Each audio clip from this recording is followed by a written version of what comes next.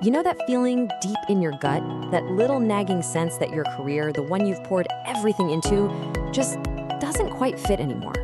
If that sounds familiar, you are definitely not alone. And you're in exactly the right place. So let's dig into what that feeling is really all about.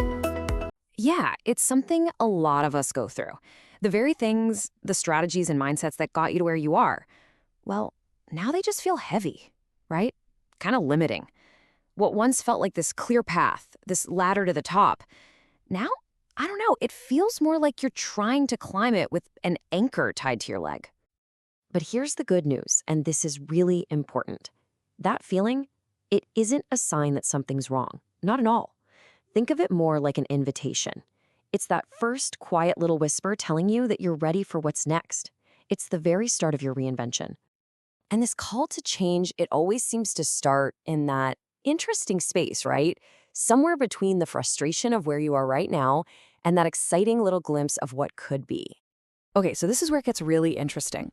There's this central paradox that we all have to wrestle with. If we really want to level up in our careers, we have to do something that feels, well, completely backwards. It goes against every single instinct we have. We have to let go. And this is such a crucial point. This isn't about, throwing away your past or pretending all that hard-won experience doesn't matter. Not at all. It's about consciously releasing the identity and the old rules that got you here, so you can make space for where you want to go next. So when we're talking about reinvention, that's what we mean. It's a strategic release. It's about choosing what you're going to carry forward with you and what you're going to leave behind. That way you can travel lighter and move faster into whatever's next for you. Which, of course, brings us to the internal work. Because, let's be honest, the biggest thing holding us back usually isn't what we don't know. It's how attached we are to what we already know and who we've already become. So, why does this feel so incredibly hard? It's usually not the change itself that's the toughest part. It's what that change asks of us on the inside. It brings up some very real, very deep fears. And look, these fears are totally valid. I mean, we're talking about the fear of losing relevance, right? In a world that's changing so fast. Or the fear of starting over, of losing that status you've built. And oh yeah, that very specific, cringy feeling of being the newbie in the room again. Feeling like a novice after you've spent decades becoming an expert. And that question, man, it's at the heart of everything. It can be absolutely haunting.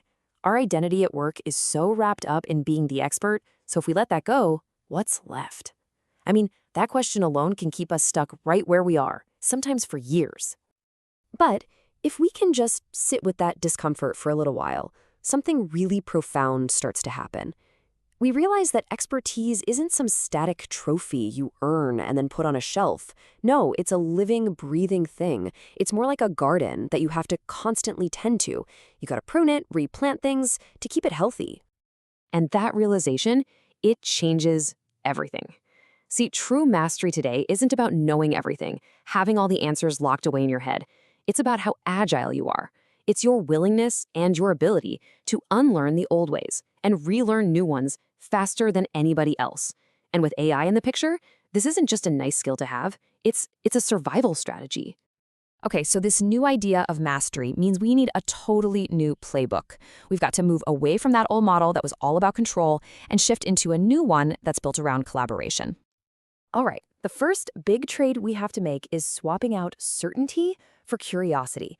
It's about catching yourself when that little voice in your head says, that's not how we do things here, and consciously replacing it with, I wonder, is there a better way to do this? Because every single question you ask opens a door that certainty would have kept locked tight. The second big shift, moving from control to collaboration.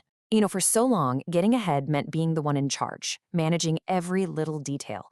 The new kind of mastery is about knowing the right questions to ask, and maybe even more important, knowing who or what to ask. And yeah, this is especially true when we talk about AI. It is so easy to look at artificial intelligence and see a competitor, right? A threat to everything we've worked for. But this reinvention mindset, it sees AI as a partner. It's a tool. It's not something to be afraid of, it's something to be leveraged. Because here's the reality. Partnering up, whether it's with tech or with other people, it doesn't make you less important. It actually does the opposite. It magnifies your uniquely human intelligence. We're talking your creativity, your strategic thinking, your empathy. It frees you up from all the stuff that can and probably should be automated anyway. So, once you start to really embrace these shifts, something cool happens. You start to move out of that constant state of fear and into a state of flow. And you begin to see reinvention not as this one-time crisis you have to get through, but as an essential, ongoing skill, something you practice. And that whole letting go thing we talked about, it starts to feel completely different. It stops feeling like failure or loss. It feels like freedom. The freedom to stop chasing some definition of success that somebody else wrote for you and to start building what's actually meaningful to you. Okay, so how do we actually do this gracefully? Well, here are 3 really practical places you can start. Number 1, start saying no to the work that just drains you. You know the kind, even if it looks great on paper. Number 2, consciously let go of that need to constantly prove yourself. You've already earned your stripes. You're good. And number 3, take the time to really redefine what success means to you, right here, right now. And what about that fear we talked about earlier? Well, it doesn't just poof, disappear. Instead, you change your relationship with it. You start to see fear as a sign that you actually care, that you're stepping into something that matters. And when you pair that feeling with curiosity, it turns into fuel. It keeps you sharp, it keeps you focused, and it keeps you humble enough to actually learn.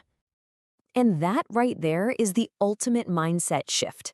The moment you start seeing reinvention as a skill, something you can practice and get better at, just like anything else, change stops being this terrifying thing. It just becomes a natural, totally manageable part of how your career evolves. And, maybe the most comforting thought in all of this is that this whole process, it isn't about becoming someone new. It's actually about stripping away all the layers of expectations and old habits that just don't fit anymore, so you can get back to the core of who you've always been. Just, with new tools, a new vision, and a whole lot more courage. So I'll leave you with this one question to think about. As you're standing here, right on the edge of your next chapter, what is the one belief, the one single thing that you need to let go of so that you can begin